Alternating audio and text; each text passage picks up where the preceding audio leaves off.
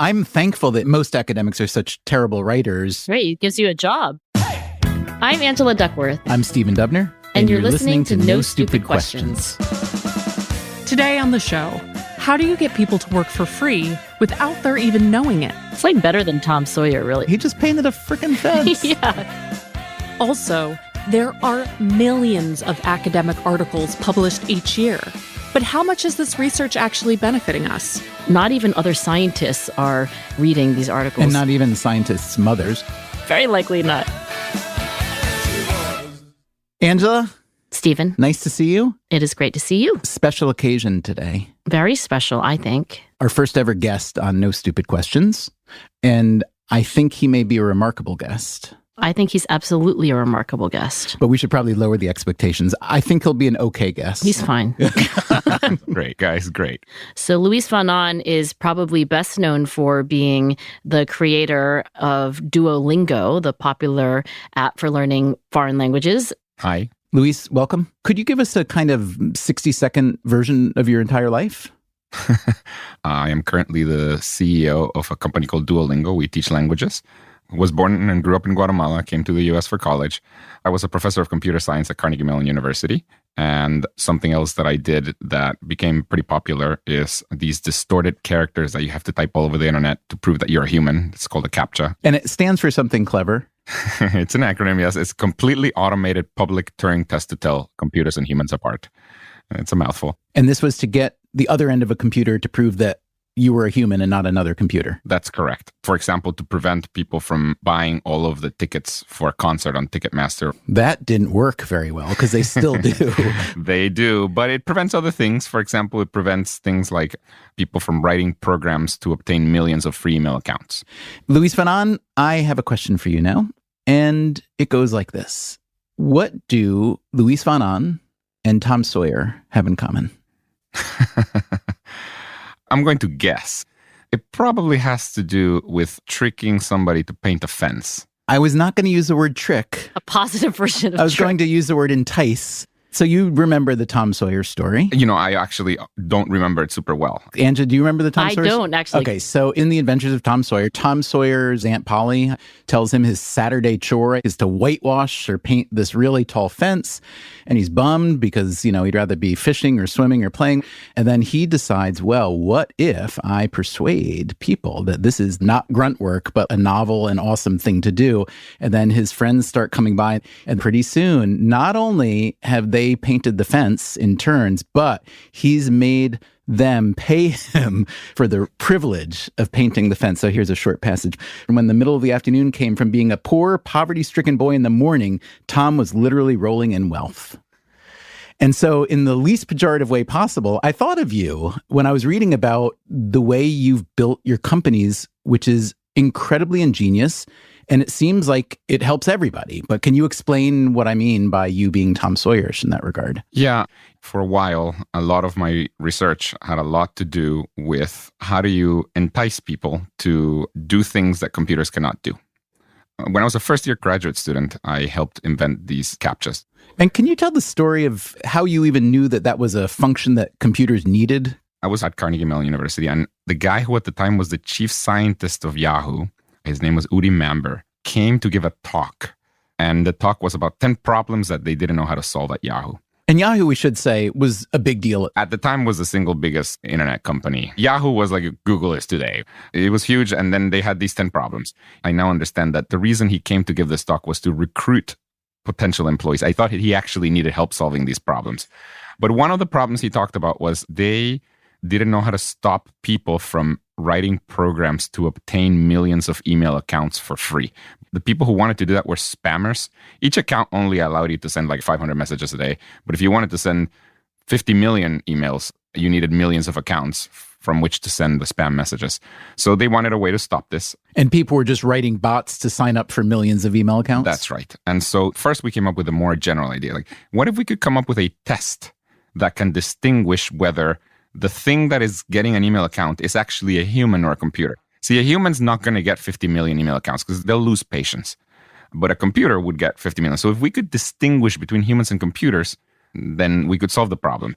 And by the way, this is an old idea in computer science. Distinguishing between a human and a computer is called the Turing test.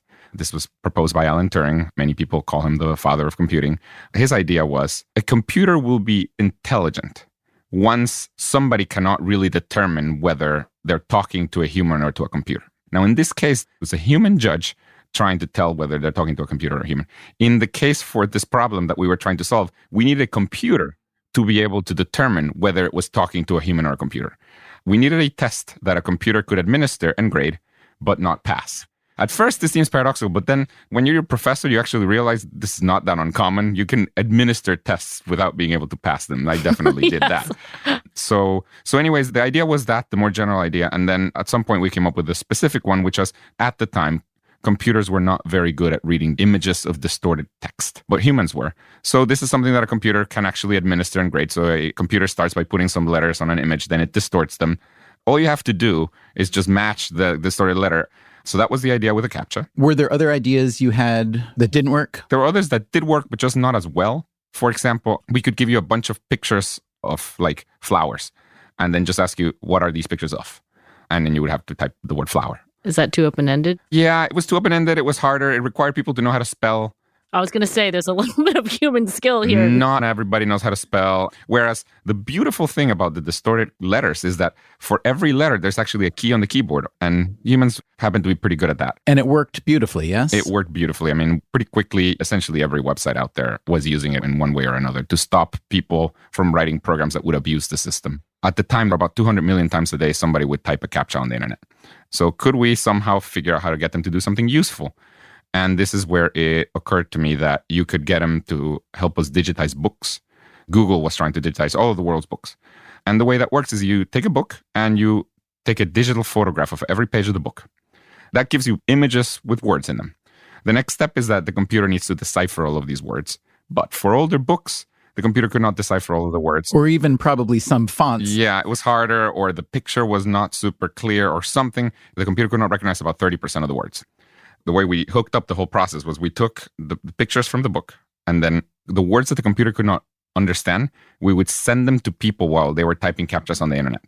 So Google ended up buying your company, correct? Yes. But even before that, you were licensing your technology to the New York Times, for instance, to digitize its archives, yeah? So the CAPTCHAs were not just random words. The CAPTCHAs were not just random words. They were actually coming from books that the computer could not recognize, and we would use what people were typing to help digitize this stuff. Angela, you didn't know that. I didn't know that. So as you learn that, think back, you've probably filled in a few thousand CAPTCHAs in your life. I feel like I didn't get paid for any of that. That's what I was going to ask. Do you feel like I didn't get paid? Or do you feel like, oh my gosh, that's so awesome that in the process of me doing this thing that I needed to do to get what I wanted to get, I also helped digitize an archive? I think it's great. I wonder, did anybody ever know? A lot of people knew, and we actually didn't try to hide it. There was a big question mark in there that when you clicked on it, it would tell you what it was. It turned out most people didn't click on it. So there was like a little button that said, you're helping digitize things. So we were getting these words and we were sending them to people while they were getting a Facebook account or whatever. They were helping us to digitize the New York Times. Can I just say, I think that's awesome. That is genius. I mean, I just think it's so clever that you were able to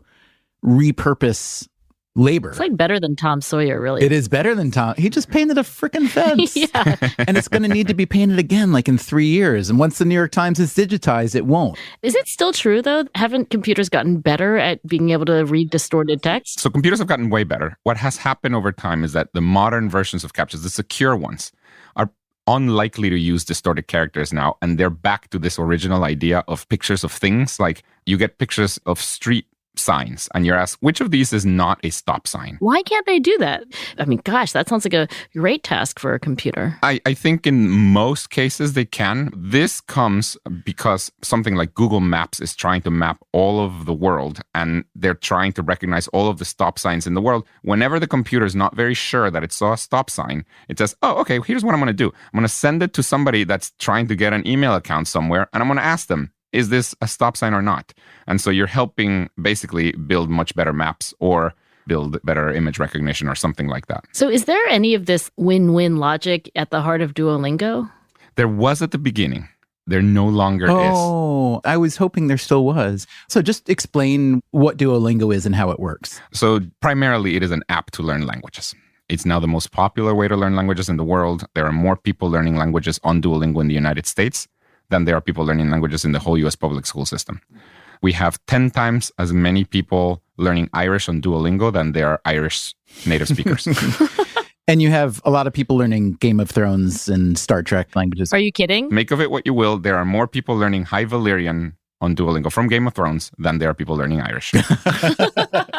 Can we also just quickly do the business proposition? You're still privately held, correct? It is a private company. Venture-funded company, yes. And the last I read, the valuation was in the neighborhood of $1.5 billion? Yeah, about $1.5 billion. So most of your product, the vast majority is free. Correct. So how are you worth $1.5 billion? Yeah, so you can learn a language entirely for free on Duolingo. In fact, this was the mission of the company, in part because learning English can really change your life.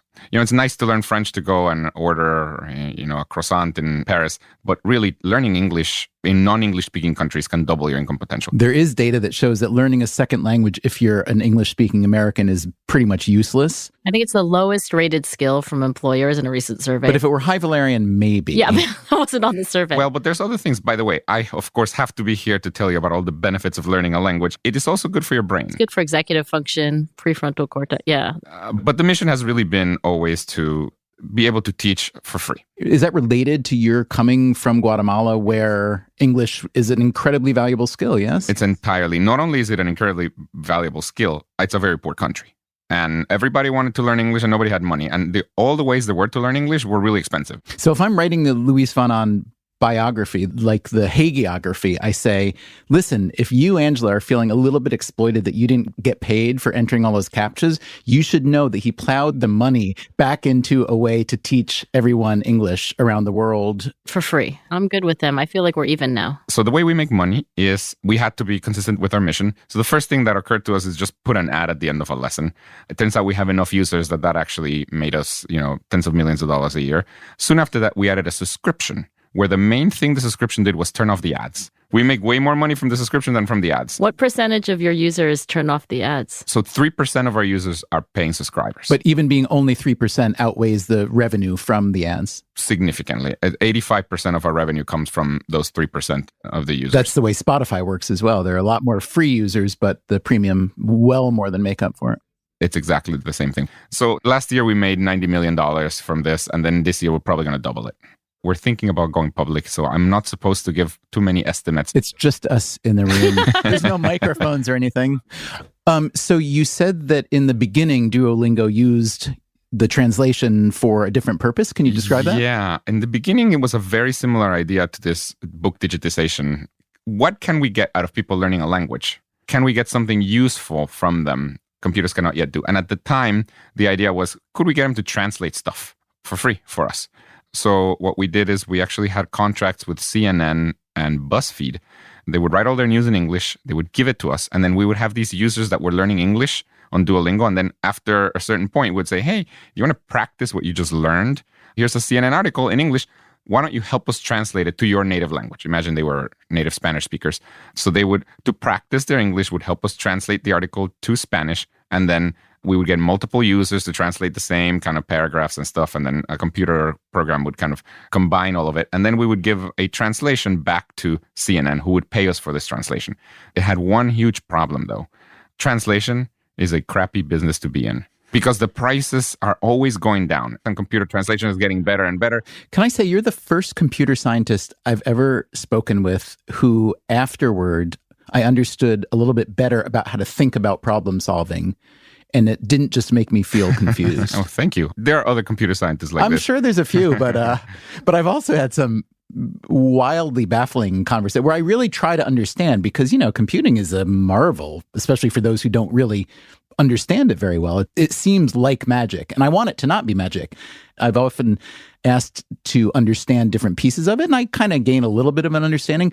But the way you approach it, it's not about the bits and the bytes. It's about humanity and how to kind of manipulate the relationship in the right way. So I appreciate your explaining things so well. Well, thank you. Still to come on No Stupid Questions, Luis von Ahn answers Angela's question about the volume of academic research being produced these days. We could do something like, if you publish too many papers that have very few citations, you get tenure taken away. Oh, I like that. Relegation from the academy. So you just got to watch out. You just can't publish dumb papers. Okay.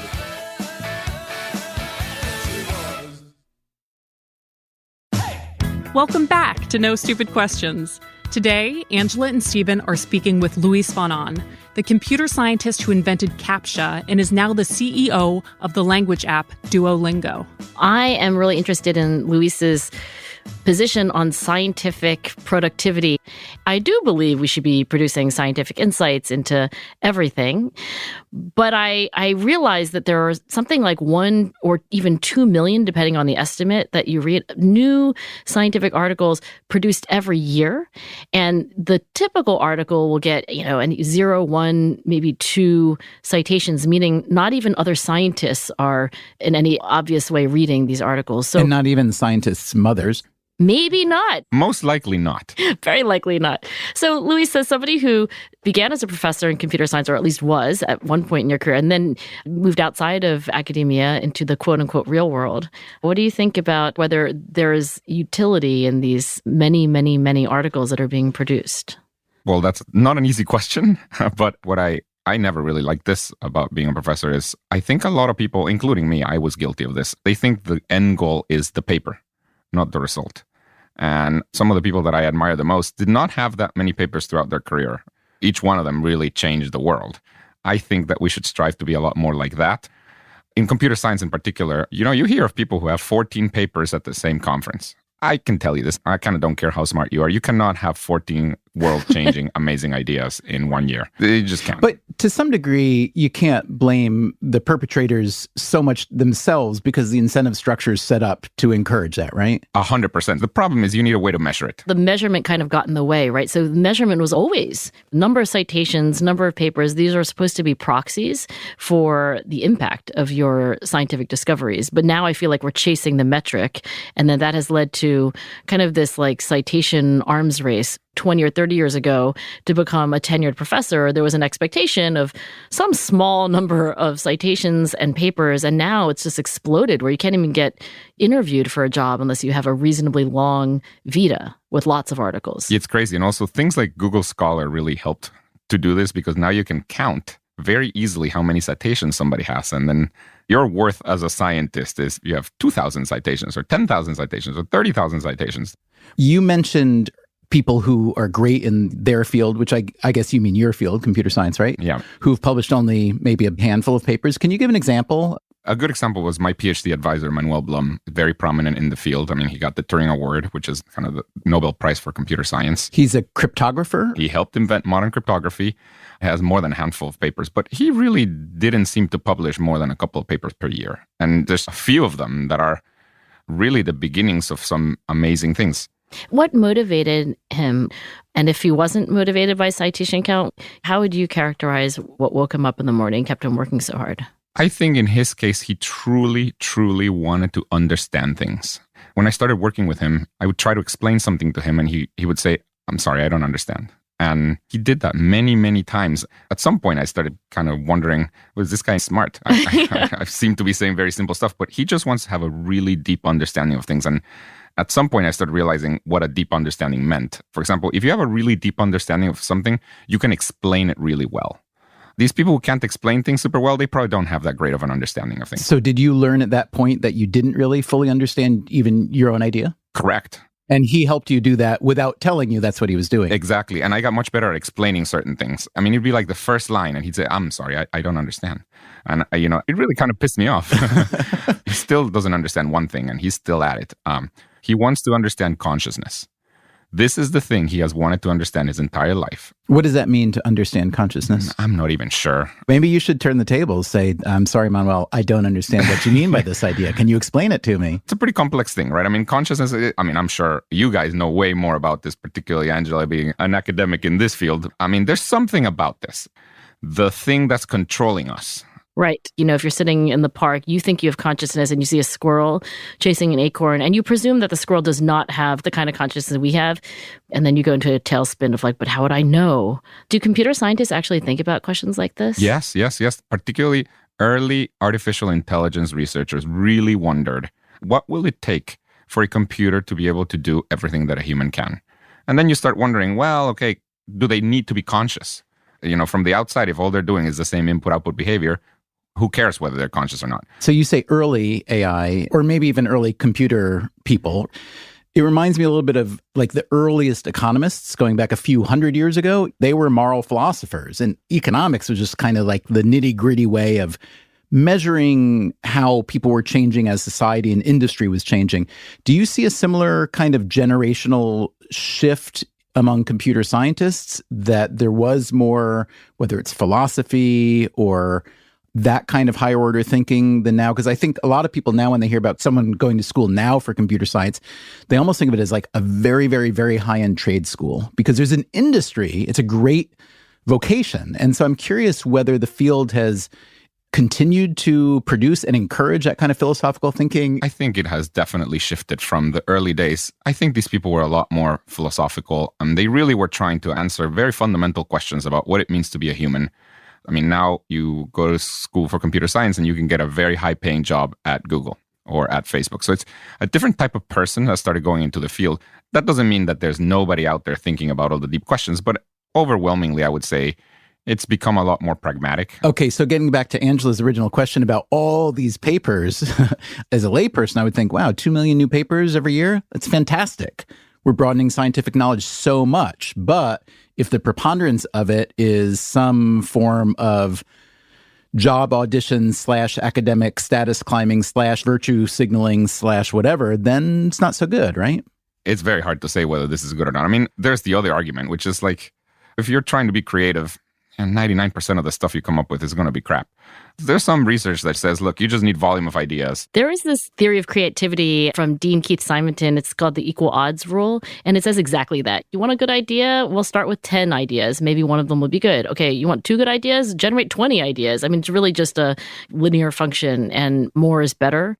How should a non-academic researcher feel about all the research produced by academics, the vast majority of which is written for a tiny cohort of your peers in a language that is literally indecipherable to the layperson? Maybe not psychology papers, but comp sci and a lot of economics papers. Yep. Should we feel it as a kind of, this is going to sound too fresh, like some elite masturbatory festival where you guys are all in your lovely ivory towers doing research that very rarely trickles down or affects us, and yet is often funded by some version of taxpayer?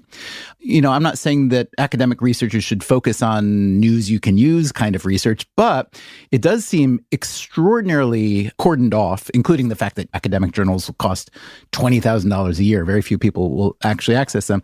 So how do you just feel about that from the production end? That's an excellent question. I think there are some academics whose role a lot of times is to translate research, and I think they get very good at it. Angela being one of these people. Not your entire role, but you've done a really good job just translating a lot of research. I try. I'm thankful that most academics are such terrible writers. Great, it gives you a job. Yeah, I would be useless. I think there should be more people that try to translate things to the general audience. Should universities spend more time doing that themselves, or should the journals? I mean, some journals actually, to their credit now, do. Like NBER, the National Bureau of Economic Research, they send out all the working papers every week, which is usually 25 or 30 papers.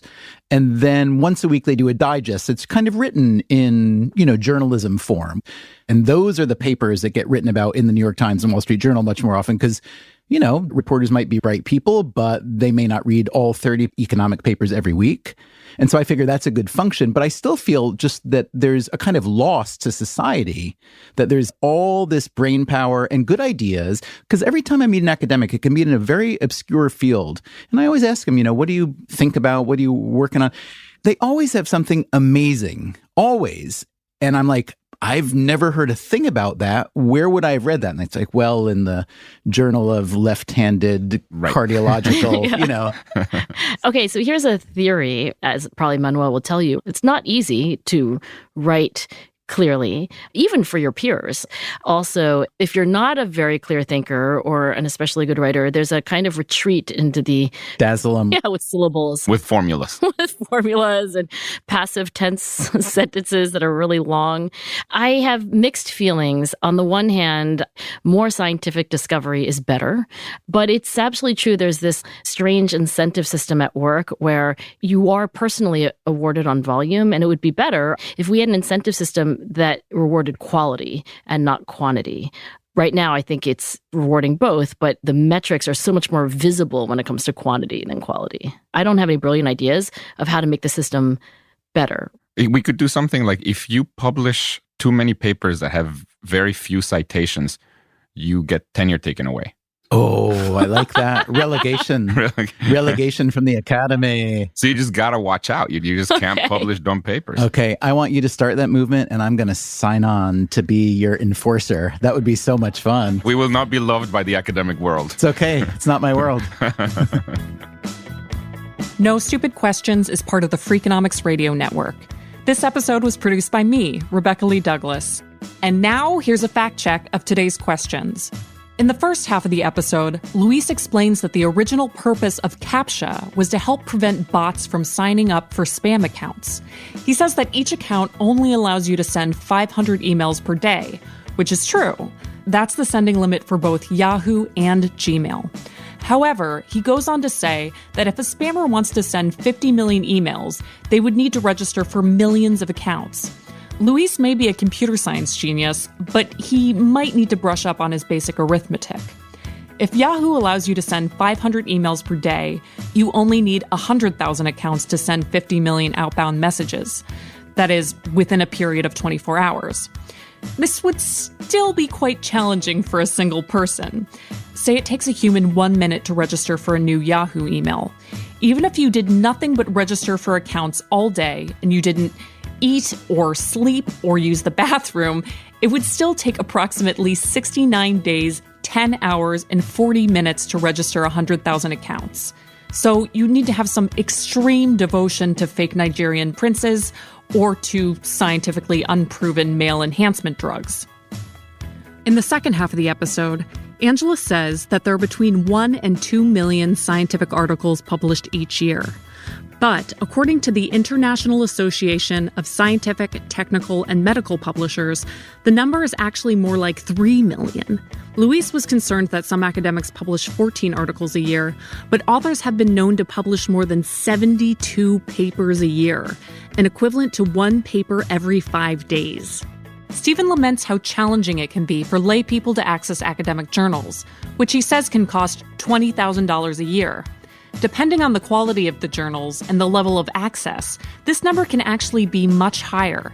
A subscription to Elsevier, the world's biggest publisher of academic research, can cost universities a whopping $10 million a year. However, in recent years, there's been a push for open access to scientific journals. Government agencies like the National Institutes of Health and the National Science Foundation now require grantees to make their work open access a year after publication. Scientists are also increasingly publishing pre-publication versions of their work online so that anyone can view it without a paywall. Unfortunately, that means that the studies haven't yet been peer-reviewed, but many believe that this is a step in the direction of open access to scientific information for all. That's it for the fact check. No Stupid Questions is produced by Freakonomics Radio and Stitcher. Our staff includes Allison Craiglow, Greg Rippin, James Foster, and Corinne Wallace. Our theme song is And She Was by Talking Heads. Special thanks to David Byrne and Warner Chappell Music. If you'd like to listen to our show ad-free, subscribe to Stitcher Premium. You can also follow us on Instagram and Twitter at NSQ_show and on Facebook at NSQ Show. And if you heard Stephen or Angela refer to something that you'd like to know more about, we put together a page of relevant links and resources for each episode. Just go to freakonomics.com/NSQ. Thanks for listening. Okay, so let's just begin with a greeting that feels not too manufactured or unenthusiastic. Hi, Stephen. Yeah, very manufactured. Salutations. No, also bad. Stitcher.